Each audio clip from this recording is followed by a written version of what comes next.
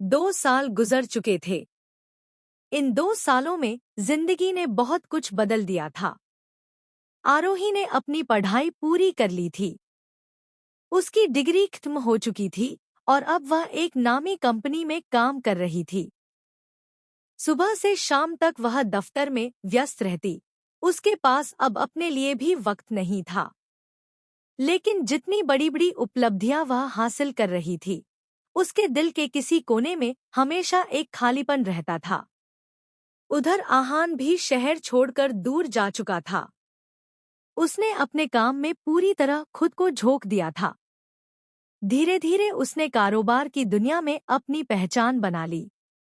आज वह एक काफी सफल बिजनेसमैन बन चुका था। नाम, शोहरत और पैसा सब उसके पास था, लेकिन दिल का सुकून और मुस्कान जैसे कहीं खो चुकी थी। इन पूरे 2 सालों में आहान एक बार भी अपने घर नहीं लौटा। वह उसी शहर से दूर रह रहा था, जहां उसकी हर याद, हर दर्द और हर खुशी बसी हुई थी। दोनों की दुनिया अलग अलग हो चुकी थी, लेकिन एक चीज दोनों में समान थी: खुशी की कमी। जिंदगी जीने का असली मकसद हंसना, खिलखिलाना, खुलकर सपने देखना।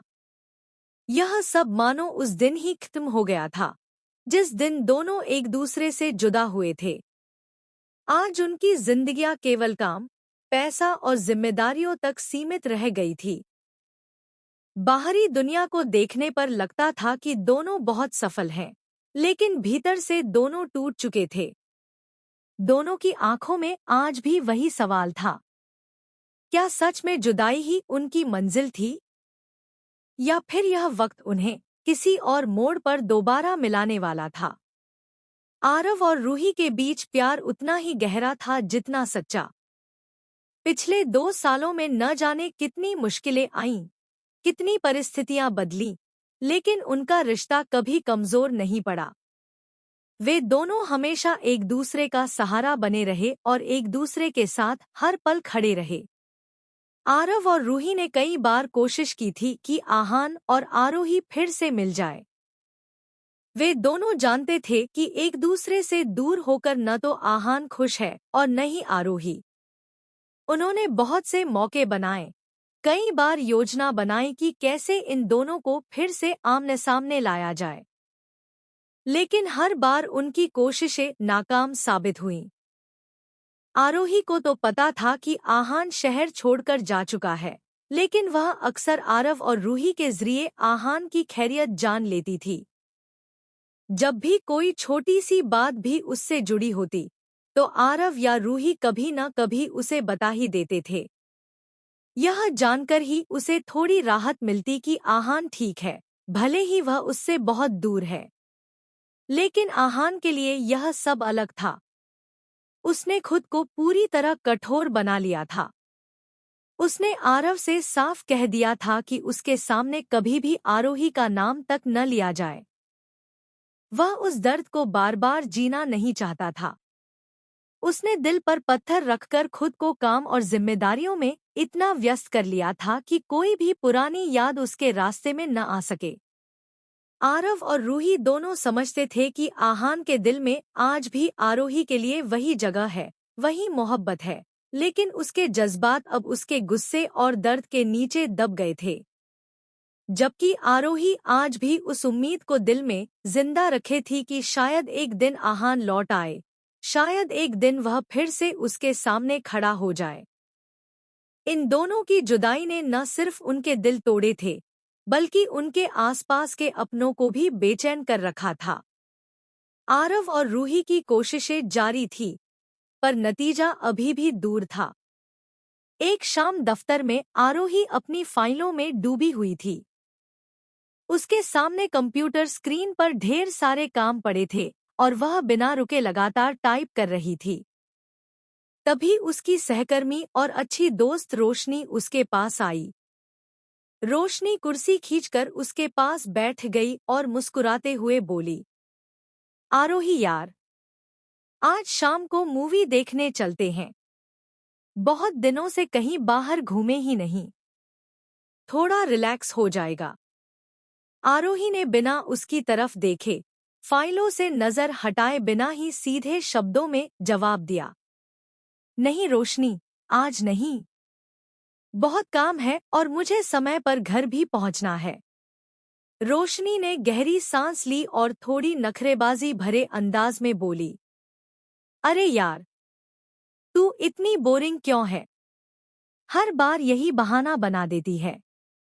तेरे चेहरे पर हमेशा एक ही सा एक्सप्रेशन रहता है। कभी हंसती ही नहीं, न मजाक करती है, न एंजॉय करती है। दिन रात बस काम, घर और फिर वही रूटीन। न हंसी, न खुशी। कुछ तो है तेरे अंदर जो तू छुपा रही है। तेरी आंखों में हमेशा दर्द साफ दिखता है। सच सच बता, क्या बात है? आरोही ने उसकी बातें सुनकर हल्की सी मुस्कान देने की कोशिश की, मगर वह मुस्कान उसके चेहरे पर टिक न सकी। वह धीमी आवाज में बोली, अरे नहीं रोशनी, ऐसा कुछ नहीं है। मेरी लाइफ में सब ठीक है। बस मुझे घूमना फिरना, बाहर जाना उतना पसंद नहीं। काम में ही मुझे शांति मिलती है। रोशनी ने उसकी आंखों में गहराई से देखा, जैसे वह झूठ पकड़ने की कोशिश कर रही हो। लेकिन जब आरोही ने और कुछ नहीं कहा तो रोशनी ने कंधे उचकाते हुए कहा, अच्छा ठीक है, जैसी तेरी मर्जी। लेकिन एक दिन तू खुद मानेगी कि जिंदगी सिर्फ काम और घर तक सीमित नहीं है। रोशनी चली गई और आरोही फिर से अपनी स्क्रीन पर नजरें गड़ा दी। लेकिन उसके दिल में रोशनी की बातें गूंजती रहीं। उसे पता था कि रोशनी सही कह रही थी। उसकी जिंदगी सच में बस काम और खामोशी तक सीमित हो चुकी थी। मगर वह अपनी असली वजह, अपने अतीत का दर्द किसी से कह भी नहीं सकती थी। आरोही अब बिल्कुल बदल चुकी थी। वह वही लड़की नहीं रही थी जो पहले हर किसी से हंसकर मिलती थी, छोटी छोटी बातों पर खिलखिलाती थी, दोस्तों के साथ शरारतें करती थी और हर पल को जीना जानती थी। कभी उसकी मौजूदगी से माहौल रौनक से भर जाता था, मगर अब उसका चेहरा खामोशियों से घिरा रहता था। वह अब शांत सी और चुपचाप रहने वाली लड़की बन चुकी थी। ऑफिस हो या घर, वह जरूरत से ज्यादा किसी से बातें नहीं करती थी। लोग समझते थे कि वह काम में बहुत बिजी है या शायद बड़ी जिम्मेदारियों ने उसे गंभीर बना दिया है। मगर हकीकत सिर्फ वही जानती थी। उसकी जिंदगी अब दो हिस्सों में बंट चुकी थी।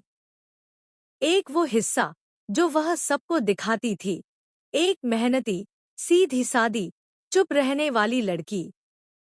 और दूसरा वो हिस्सा जो सिर्फ उसके दिल के अंदर था, आहान की यादें, उसकी बातें, उसके साथ बिताए लम्हे। हर किसी को लगता था कि आरोही ने आहान को भुला दिया है। लोग कहते थे, वक्त के साथ सब ठीक हो जाता है, लेकिन सच तो यह था कि वक्त ने उसे और भी टूटे हुए एहसास दिए थे। आरोही ने कभी किसी को नहीं बताया, मगर सच्चाई यह थी कि वह आज भी उतना ही प्यार करती थी आहान से, जितना पहले करती थी। शायद उससे भी ज्यादा। उसकी सांसों में, उसकी धड़कनों में, उसकी हर खामोशी में अब भी सिर्फ आहान ही बसा था। उसके कमरे की अलमारी में आहान से जुड़ी छोटी छोटी यादें आज भी संभाल कर रखी थीं। एक पुरानी फोटो, एक गिफ्ट और कुछ खत।